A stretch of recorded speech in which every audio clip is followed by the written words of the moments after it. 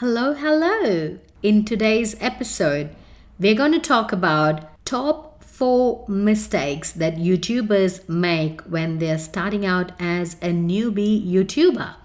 All of us start somewhere at 0 subscribers, 0 watch hours, 0 views.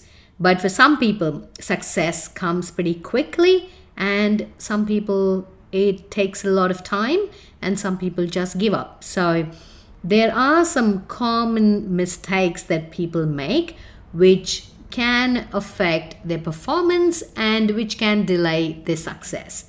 So, this episode is complementary to our previous episode where we discussed about how to be successful on YouTube. So we saw about the positive things that we need to focus on the previous episode. So this episode, we're going to talk about the mistakes. I'm going to tell you, don't do this if you want to be successful. Before we go, if you are a YouTuber who's struggling to make money, who's just dependent on AdSense, who's sweating about 1,000 subscribers and 4,000 watch hours, hop on to my Instagram, Dr. Priya Jaganathan, and hit me a DM and tell me what's your problem, and we can get on a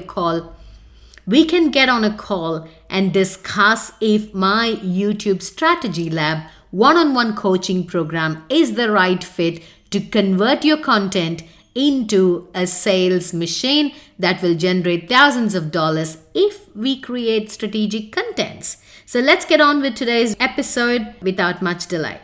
Hello, welcome to YouTube Strategy Lab podcast.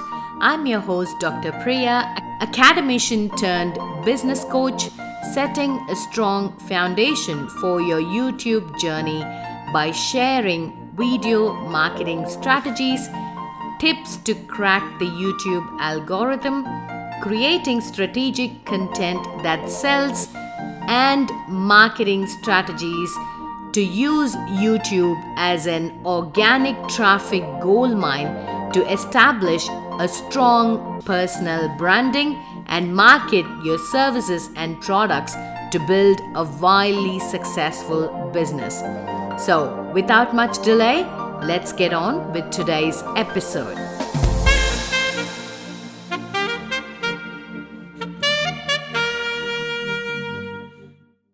The very first mistake I see most YouTubers, even though they're successful, make this mistake is no hook. When I start my video on YouTube, when I start my podcast, I give them an overall summary of what to expect. Most of the YouTube channel starts with an intro for a minute. People don't have that much attention time. We live in a fast-paced world with heaps of digital distractions. So the amount of time you have to capture the attention of the listener or the viewer is hardly few seconds or even microseconds. So in that short span of time, it's your duty to get their attention. So you're not going to fake, you're not going to overpromise, you're not going to disappoint, but you're going to tell them the bird's eye view of the complete content. And that's what I call as hook, because it's got to be catchy. Even though you give them informative content, it can't be boring. It can't be too educational. It shouldn't seem like they're sitting in a classroom and listening to a lecture. So that's why it's a hook, where it's attractive, it conveys the message, but still, it's going to make them get hooked to your content.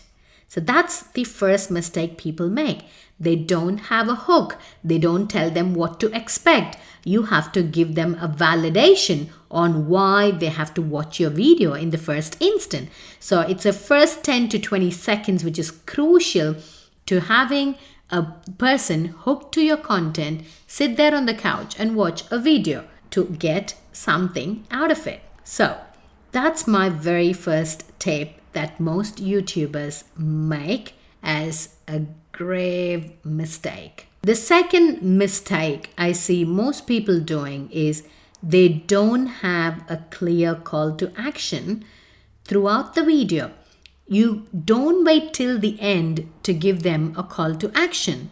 You have to make sure you provide your call to action in the mid-roll or during the video or in the entire video.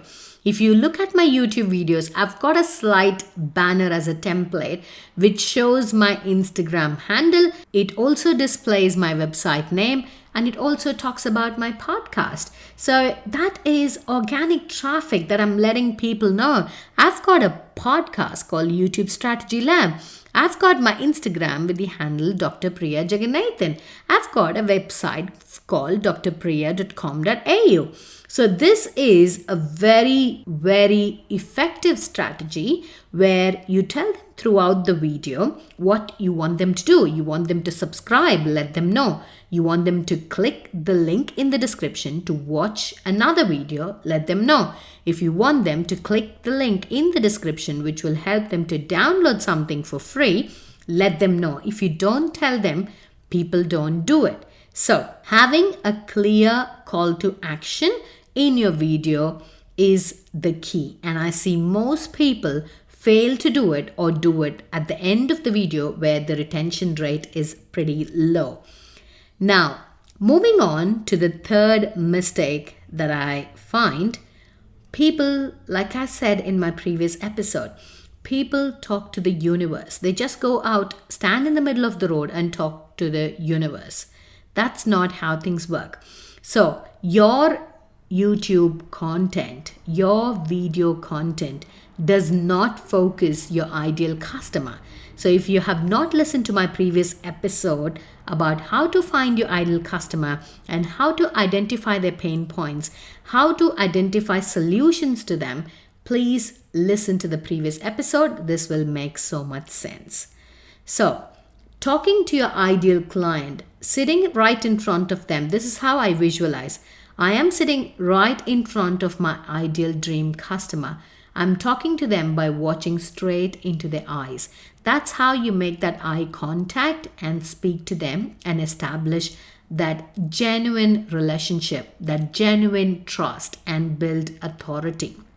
So that is the third mistake most people do. I'm sure you would agree with me. So create content that's directed towards your ideal customer. The top fourth mistake, I have listed it as the fourth mistake because not many people do content repurposing. But if you're one among them who does content repurposing, I want you to know that you can't just snap things from one platform and put it in the other.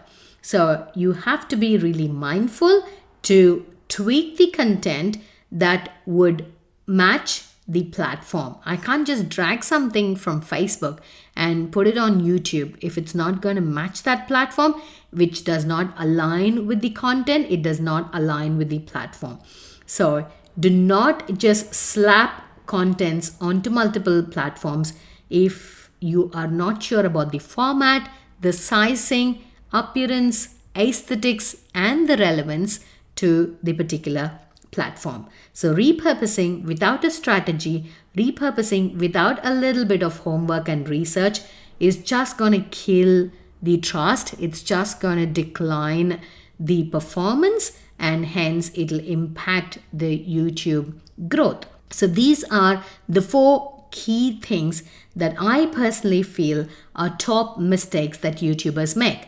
I want to quickly summarize the 4 mistakes that I personally feel would kill an YouTube's success and channel growth. Number 1, not having a clear hook and tell them a bird's eye view of the video contents. Number 2 is no clear call to action throughout the video. Number 3, the content does not speak to the ideal customer. And number 4, repurposing without a strategy. I hope you found it valuable. If you like this content, make sure to give me a follow and shout out on Instagram with a screenshot of this podcast episode. And I will see you all in the next episode with another valuable content on how to convert your YouTube channel into a money-making sales machine.